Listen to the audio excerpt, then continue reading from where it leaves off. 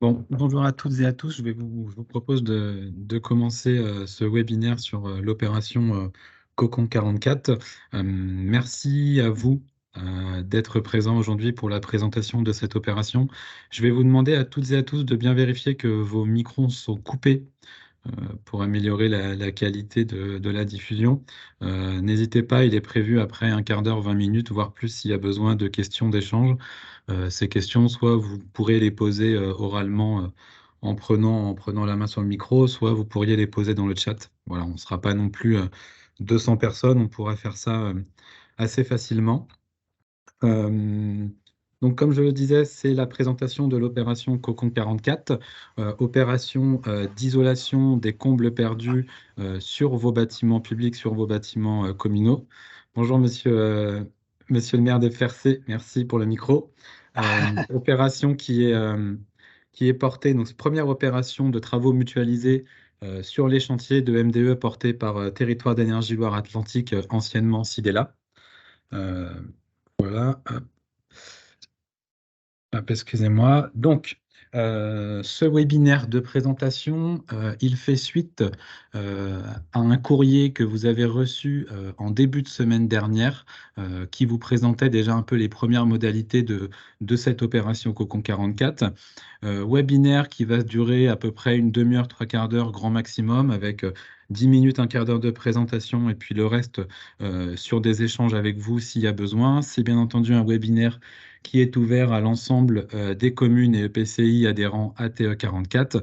Et puis, c'est un webinaire qui est enregistré. Et donc, on est bien conscient qu'on est sur une période de vacances scolaires. Et donc, on le diffusera à tous les participants et à toutes les collectivités adhérentes à TE44. J'ai oublié juste un truc, c'est que je ne me suis pas présenté. Je m'appelle Yann Morisseau, je suis donc conseiller en énergie partagée au sein de Territoire d'énergie 44. Voilà. L'objectif de ce webinaire, c'est donc de vous présenter cette opération Cocon 44, à savoir de quoi parle-t-on, c'est-à-dire quels sont les travaux éligibles dans cette opération, quel est le processus, la mécanique un peu de cette opération, à savoir qui fait quoi, qu'est-ce que va faire TE44, quel est son rôle, qu'est-ce que nous, on va vous demander à vous, collectivités, pour celles qui souhaitent s'inscrire dans cette opération, quel est le rôle de l'entreprise, qu'est-ce que va faire l'entreprise. Ensuite, on va parler très rapidement du délai et du planning de réalisation de l'opération, car on le verra, cette opération, elle s'inscrit volontairement dans un temps et dans un délai assez court. On fera un petit focus très rapidement, enfin pour conclure, sur les principaux points d'attention que vous devez avoir, collectivité, pour la bonne réalisation et la bonne réussite de ce projet sur vos bâtiments communaux, et puis pour les communes qui bénéficient du service de conseil en énergie partagée, que ce soit des conseillers en énergie partagée qui sont intégrés à Territoire d'énergie 44 ou directement auprès des EPCI, et ben, les accompagnements sur lesquels elles vont pouvoir bénéficier. Voilà. Encore une fois, s'il y a des questions, s'il y a des échanges, derrière, on prendra du temps pour cela, que ce soit à l'oral ou que ce soit via le chat. Donc, un petit rappel fondamental, quand on parle d'isolation de combles perdus, de quoi on parle? Alors, des combles perdus, c'est ce que vous avez sur le schéma à gauche, c'est-à-dire ce sont des combles qui ne sont pas aménageables. Alors, la définition de comble ou non aménageable, c'est défini très clairement dans le Code de l'urbanisme. Il y a plusieurs textes qui les décrivent avec quelques conditions techniques, notamment par exemple la hauteur de la charpente, la hauteur du faîtage qui doit être inférieure à 1,80 m quand on est dans le cas de nombre de combles non aménageables, pardon, des pentes de la charpente qui sont inférieures à 30 degrés. C'est principalement les deux conditions qui permettent de définir si un comble aujourd'hui est aménageable ou un comble est non aménageable. Nous, dans l'opération Cocon 44 aujourd'hui, on s'intéresse uniquement aux combles perdus, aux combles qui ne sont pas aménageables, comme représenté sur la figure de gauche. Ça veut dire que l'opération d'isolation ici va être de venir isoler au plus proche de la surface chauffée et donc de venir isoler directement sur le plancher haut de ces combles. À l'inverse, si on était intervenu sur l'isolation de combles aménageables, on serait venu isoler plutôt directement sur la partie rampant des toitures. Ça, l'isolation sur les rampants des toitures n'est pas prévue dans cette opération. On se consacre uniquement sur l'opération d'isolation des combles perdus. Alors, pour remettre très rapidement dans le contexte du pourquoi de comment TE44 propose à ses collectivités adhérentes ce programme d'opération Cocon 44, c'est une opération, donc c'est la première opération, comme je l'ai dit, qui est portée par TE44 en termes de chantier mutualisé lié à des travaux de maîtrise de l'énergie. C'est une opération qui s'inscrit pleinement dans son projet de mandat qui est porté sur le mandat 2020-2026 à travers son objectif numéro 11, qui est de massifier les chantiers de rénovation énergétique. Pourquoi on a choisi de se concentrer et de s'orienter pour cette première action sur l'isolation de combles perdus? Alors, on a identifié un gisement assez conséquent de bâtiments sur lesquels il serait pertinent d'aller faire de l'isolation de combles perdus. Cette identification, elle a principalement eu lieu, elle a été réalisée à partir du travail des conseillers en énergie partagée, mais aussi à partir du programme SIDEFI, programme SIDEFI qui a été porté par TE44 principalement en 2022, qui a porté sur 10 EPCI. Et dans le cadre de ce programme, on a demandé aux collectivités de faire remonter leurs besoins, leurs intentions en termes de travaux de rénovation énergétique. Et dans le cadre de ces remontées d'informations qui portaient sur un peu plus de 500 opérations, eh ben, il y avait au moins une quarantaine, voire une cinquantaine d'opérations qui avaient été identifiées sur de l'isolation de combles perdus. Donc c'est un gisement de travaux assez conséquent. Ce sont des travaux, l'isolation de combles perdus, qui sont intéressants d'un point de vue efficacité énergétique, hein. On se rappelle que ce soit chez vous, particulier, ou dans les bâtiments communaux, les déperditions thermiques liées à la toiture, quand la toiture n'est pas isolée ou très mal isolée, on arrive sur des déperditions de l'ordre de 30% des déperditions totales d'un bâtiment. Donc, on permet de faire des gains d'économie d'énergie assez importants. Et puis, c'est une opération qui, on va le voir par la suite, mais via le mécanisme des certificats d'économie d'énergie, permet d'avoir une certaine rentabilité économique sur le projet, à savoir sur le taux de couverture de financement du projet. On va arriver sur des travaux d'isolation de combles à financer via les certificats d'économie d'énergie entre 10 et 30% de ces travaux. 10 et 30%, c'est vraiment la fourchette basse du taux de couverture à laquelle on arrive sur ce genre de travaux. Je vous ai mis un exemple de coût à côté, mais d'isolation de comble perdu, comme ça, en se protégeant un peu, on peut dire que c'est entre 50 et 100 euros du mètre carré. Si on vient isoler un comble avec 200 mètres carrés, les coûts des travaux vont être entre 5 et 10 000 euros globalement, et on va venir chercher via les C2E à peu près 1 500 euros. Donc le taux de couverture est quand même assez intéressant. Donc on a du gisement. Techniquement, il est intéressant de faire ces travaux-là pour améliorer l'efficacité énergétique de vos bâtiments. On peut avoir des ressources de financement. Cependant, ce que l'on constate aujourd'hui, c'est que si une collectivité démarre seule ses travaux d'isolation de combles perdus, elle peut déjà avoir du mal à trouver l'entreprise compétente qui réponde, ou du moins qui réponde dans un délai acceptable, en fonction des territoires sur lesquels on se trouve sur la Loire-Atlantique. Mais il y a plus en moins de disponibilité et de tension sur les entreprises. Et donc, même pour réaliser de l'isolation de combles, il devient des fois compliqué d'avoir accès à une entreprise de travaux. Ensuite, ce que l'on a vu sur certaines réalisations de travaux, c'est que la qualité de réalisation n'était pas forcément toujours au rendez-vous. Il y a des prescriptions techniques, il y a des normes qui existent, etc. aujourd'hui sur l'isolation de combles qui sont assez précises, qui permettent de faire des travaux de qualité. Aujourd'hui, on se rend compte que sur une partie des chantiers qui sont faits sur l'isolation de combles, ces prescriptions techniques ne sont pas réalisées. Donc, on a un enjeu sur sécuriser un peu plus la qualité de réalisation des travaux qui sont réalisés. Et enfin, on a un objectif qui est d'aller chercher, comme je vous l'ai expliqué, notamment la valorisation des certificats d'économie d'énergie, que ce soit pour une petite commune ou que ce soit pour une petite entreprise, un artisan local. Il est parfois difficile, c'est beaucoup de paperasse administrative pour aller monter les dossiers de demande de subvention, notamment sur celle des certificats d'économie d'énergie. C'est pas simple à aller chercher pour vous, collectivités, ou pour des petites entreprises au niveau local. D'où l'objectif de monter cette opération qui doit répondre à ces trois besoins, c'est-à-dire vous faciliter l'accès à des entreprises de travaux, garantir, sécuriser du mieux possible la réalisation des travaux via des prescriptions techniques assez précises que l'on va rappeler par la suite et que l'on demandera aux entreprises de travaux. Et enfin, c'est garantir que vous puissiez, via cette offre-là, bénéficier de la valorisation des certificats d'économie d'énergie, qui, encore une fois, peut représenter au moins 10, voire même plus en pourcentage sur le taux de couverture de financement du projet. Alors, la mécanique du projet, c'est la suivante. Donc, vous, collectivité, vous êtes ici.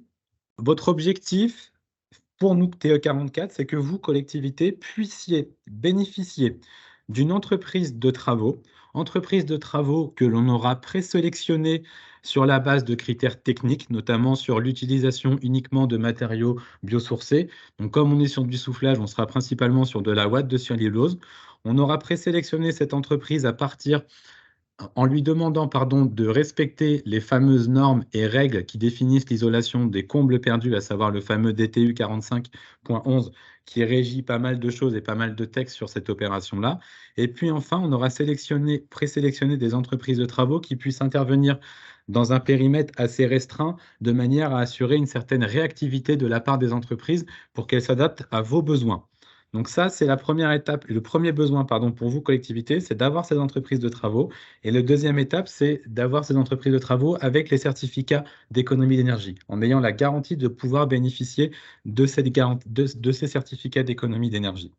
D'où la première étape, qui est le recensement et l'identification des volumes de travaux. Donc, recenser les communes intéressées, recenser les bâtiments qui pourraient être éligibles à cette opération, et puis derrière, d'avoir une première estimation des surfaces en mètres carrés à isoler. Donc ça, c'est l'objet du premier recensement, c'est l'objet du premier appel à manifestation d'intérêt qui vous a été proposé la semaine dernière via le courrier qui vous a été envoyé. À partir de ce volume que l'on aura identifié, on va pouvoir, nous, TE44, quand on saura le nombre de mètres carrés, le nombre de bâtiments et le nombre de communes intéressées, on va signer, on va retenir un délégataire C2E. Alors, ce délégataire des certificats d'économie d'énergie, son rôle, c'est quoi? C'est une entreprise, en fait, qui est à même de valoriser les certificats d'économie d'énergie. Il faut savoir que toutes les entreprises ou tout le monde aujourd'hui n'est pas compétent et n'a pas la qualification pour pouvoir valoriser des certificats d'économie d'énergie. Lui, le délégataire, il en est capable. Il a les capacités, il a le pouvoir pour le faire. Ce délégataire, il sera associé, bien entendu, aux entreprises de travaux qui vont réaliser des travaux d'isolation de combles. Voilà. Le fonctionnement, c'est que TE44 signe une convention de partenariat à partir du volume identifié avec ce délégataire qui, lui, est associé aux entreprises de travaux. Ces entreprises de travaux vont venir vous proposer à vous, collectivité, la réalisation de ces travaux. Donc très concrètement, l'entreprise de travaux, une fois que la convention entre TE44 et le délégataire C2E et ses entreprises de travaux sera signée, donc c'est-à-dire à partir de début avril, les entreprises de travaux prendront contact l'entreprise de travaux prendra contact avec la collectivité qui s'est manifestée, qui est intéressée pour l'opération. L'entreprise de travaux fera sur site un chiffrage, une offre de prix de ces travaux, fera une offre de prix de ces travaux, et la collectivité sera en mesure d'accepter ou non de faire les travaux qui sont proposés par l'entreprise de travaux. Il faut bien avoir conscience que lorsque l'entreprise va vous proposer à vous, collectivité, un devis de travaux d'isolation, vous n'êtes pas engagé avec l'entreprise. C'est-à-dire que si vous ne souhaitez pas faire les travaux avec cette entreprise, vous n'êtes pas obligé de réaliser ces travaux. Le principe de l'opération, c'est juste que nous, on vous met à disposition, sur la base de critères techniques et économiques et environnementaux, une entreprise de travaux qui se tient à votre disposition pour venir chiffrer, faire des propositions de devis sur la réalisation d'isolation de combles. Dernier avantage pour vous, c'est que sur le devis qu'aura fait l'entreprise de travaux, le coût sera déduit de la valorisation des certificats d'économie d'énergie qui, les C2E, seront, eux, valorisés par le délégataire C2E. Donc, pour synthétiser, vous, collectivité, votre rôle, c'est quoi? C'est de faire remonter à TE44, via l'appel à manifestation d'intérêt que l'on a lancé, l'ensemble des bâtiments et surfaces éligibles à cette opération d'isolation de combles.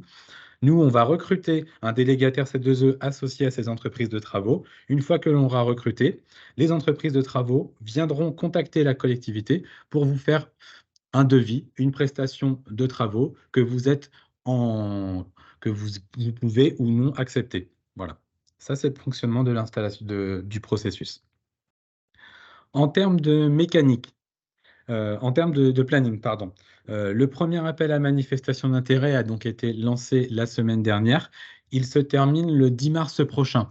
Donc cet appel à manifestation d'intérêt, c'est le courrier que vous avez reçu la semaine dernière. Dans ce courrier, vous avez un lien vers le Google Form. Je vous remettrai le lien à la fin de cette présentation. Mais dans ce Google Form, du coup, vous avez un questionnaire qui vous permet d'identifier les bâtiments isolés, leur surface approximative, etc., etc. Ce premier appel à manifestation d'intérêt est donc ouvert jusqu'au 10 mars. Et à partir de ce volume, quand je vous l'ai expliqué, nous, TE44, on va signer une convention de partenariat avec un délégataire C2E et ses entreprises ou son entreprise de travaux. Et ce délégataire C2E et ses entreprises de travaux sera identifié et sera conclu cette convention de partenariat à partir de début avril. Ça veut dire que à partir de début avril, les communes qui se sont inscrites dans cette opération seront contactées par les entreprises de travaux associées pour venir sur site faire un chiffrage des travaux. Vous voyez que la date de réalisation, de fin de réalisation des travaux, etc., est assez courte. On a prévu une fin de l'opération avant la prochaine saison de chauffe, donc avant septembre-octobre 2023. C'est-à-dire que jusqu'au 10 mars, vous remontez les projets. À partir du 1er avril et ce jusqu'au 30 mars, etc., dans cette période-là, il y aura la visite sur site, le chiffrage de travaux, la réalisation des travaux et la réception des travaux.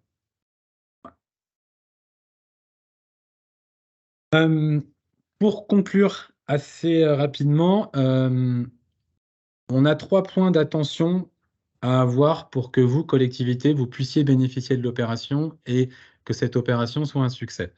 La première des choses, c'est sur l'étape 1, quand vous identifiez les bâtiments qui doivent être isolés.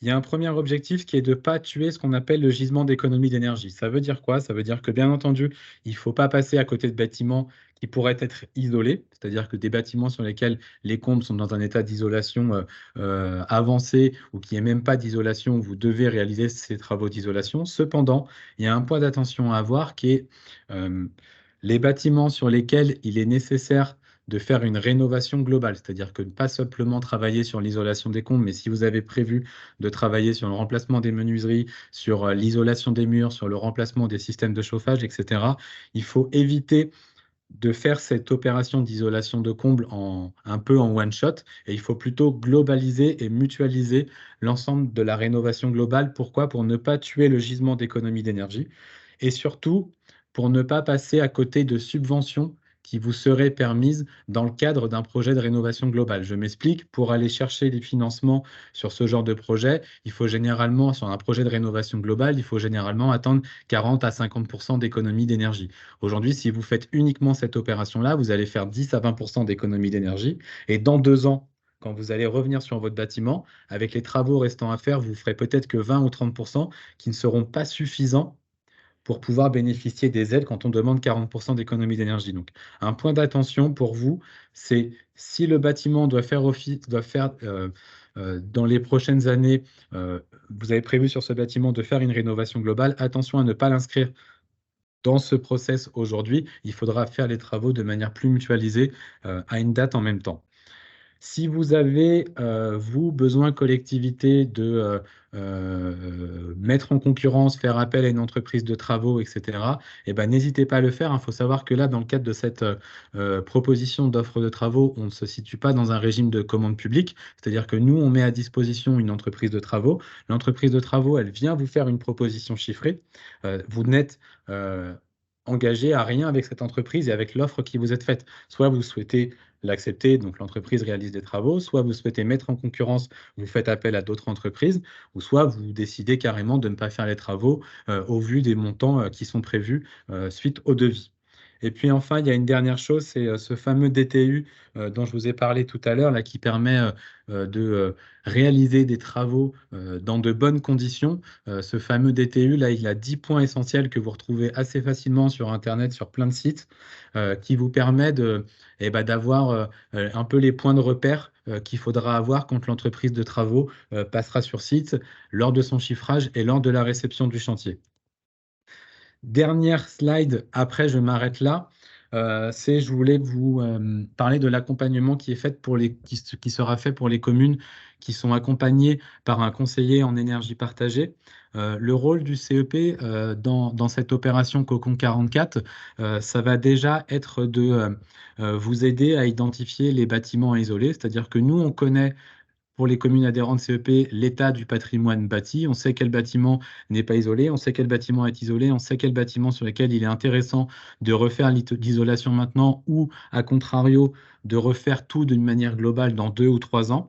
Donc là, on va pouvoir vous appuyer sur la reconnaissance et l'identification des bâtiments qui sont intéressants à inscrire dans cette opération.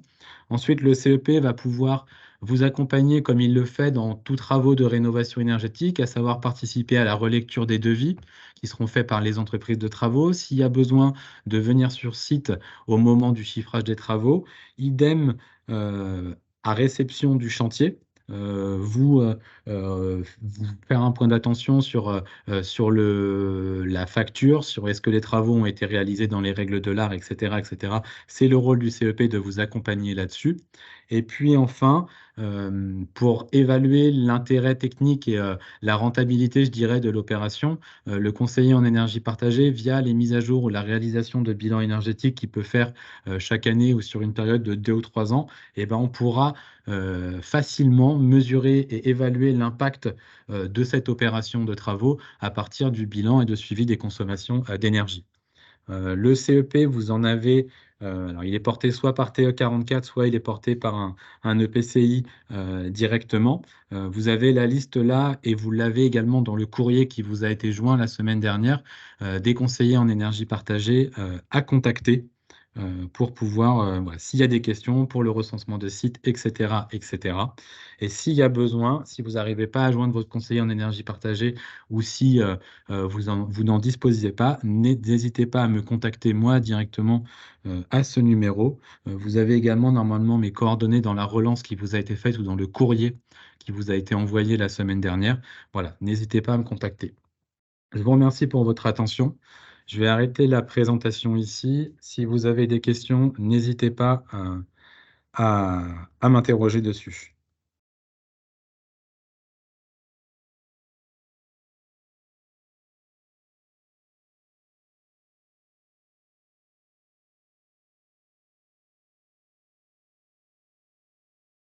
Des questions, pas de questions? Est-ce que tout était suffisamment... Oui. J'ai une question là. On s'est vu il n'y a pas longtemps. Est-ce que c'est une première? Est-ce qu'on peut, enfin là la date elle est très proche, est-ce qu'il y aura une nouvelle proposition dans les mois ou l'année prochaine? Enfin, est-ce qu'on est-ce qu'on peut espérer le même genre de proposition plus tard? Alors, cette opération, effectivement, les délais sont assez rapprochés, comme vous le dites, Monsieur le Toguenek. On a vous avez encore 3 semaines pour identifier et faire remonter les bâtiments qui seraient intéressants.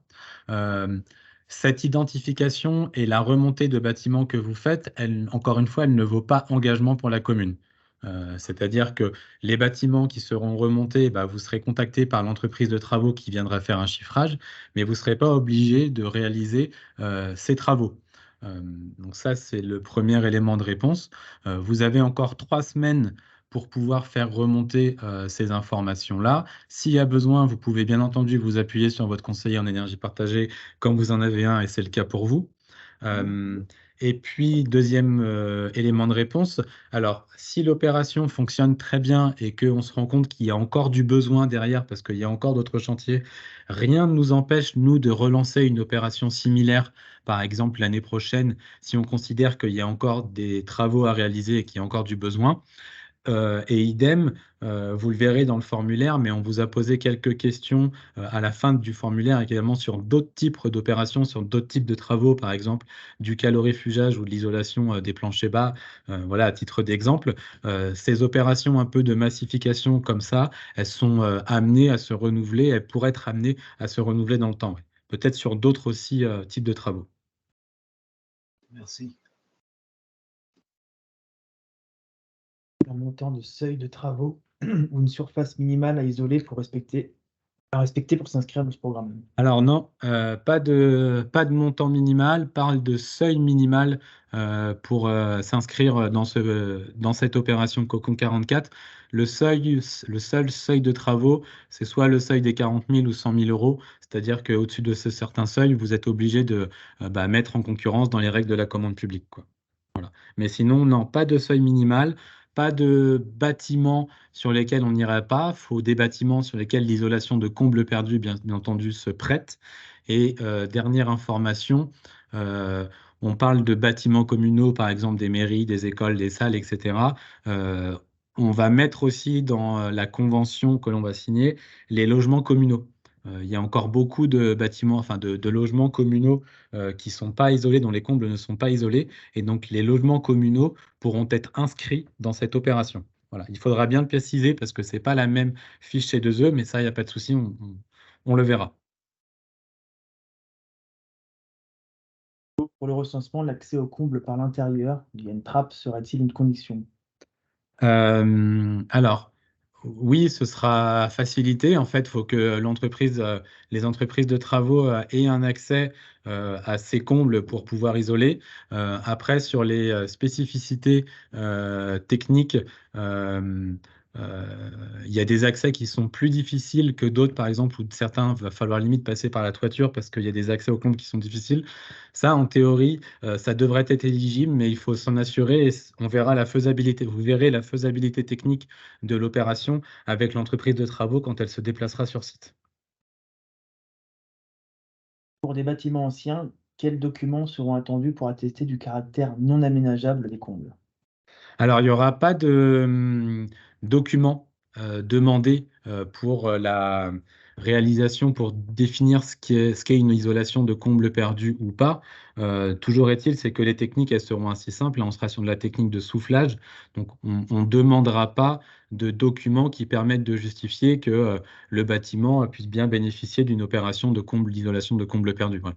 Ça a juste du sens, en fait, d'aller sur des bâtiments sur lesquels il est facile d'isoler au niveau du plancher versus des bâtiments sur lesquels les combles sont aménageables ou peuvent être aménagés, sur lesquels on va venir isoler sur les rampants. Le principe et le fonctionnement, c'est quoi? C'est qu'en fait, on vient toujours chercher à isoler au plus près du volume chauffé. Et donc, quand les combles ne sont pas aménageables, on vient isoler sur le plancher. À l'inverse, quand les combles sont aménageables, on vient isoler sur les rampants.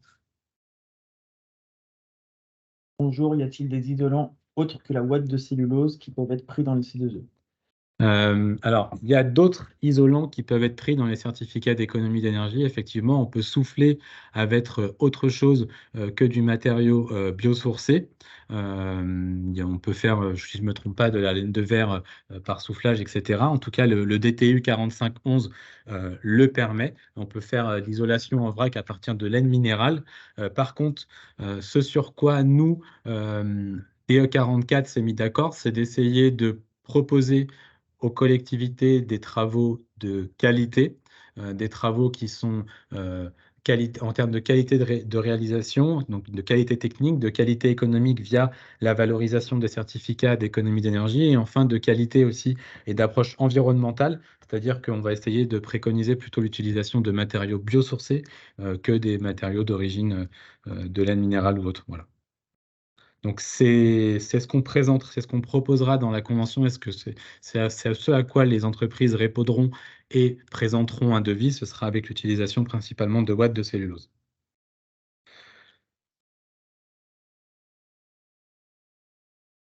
Voilà. Si je ne sais pas, est-ce qu'il y a d'autres questions? Ouais. Oui, il y en a une. Est-ce que l'entreprise d'isolation aura à sa charge la réhausse des systèmes VMC, Ouais. câbles, etc.? Tout à fait. En fait, Les entreprises, encore une fois, elles vont s'appuyer sur ce fameux DTU qui permet d'appliquer les travaux à faire dans les règles de l'art. Et donc, s'il y a de la rehausse de trappe à faire, s'il y a besoin de relever des caissons VMC, faire attention sur de l'éclairage ou quoi que ce soit, de l'éclairage encastré, ça devra être prévu et chiffré par l'entreprise dans son offre.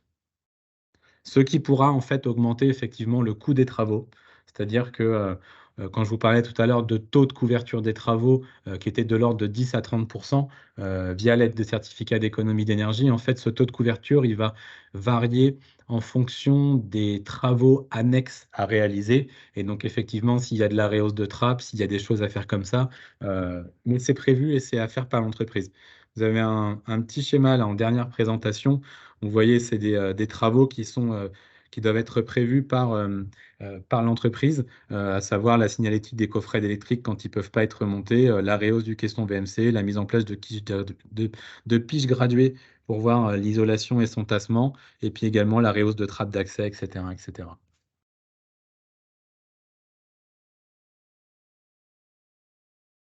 Hop. S'il n'y a pas de questions supplémentaires, je vous propose d'en arrêter là. On a tenu les délais à peu près une demi-heure. Pour rappel, les suites à donner à cette présentation. Je vous envoie l'enregistrement et la présentation à tous les participants. Vous avez là, ce lien, mais vous le retrouvez également dans le courrier qui vous permet d'accéder au Google Form, qui vous permet de rentrer et d'inscrire les bâtiments pour cette opération Cocon 44. Pour les communes qui ont une adhésion au Conseil en énergie partagée, n'hésitez pas à les solliciter pour déjà identifier les bâtiments présents, les bâtiments à inscrire, etc., etc.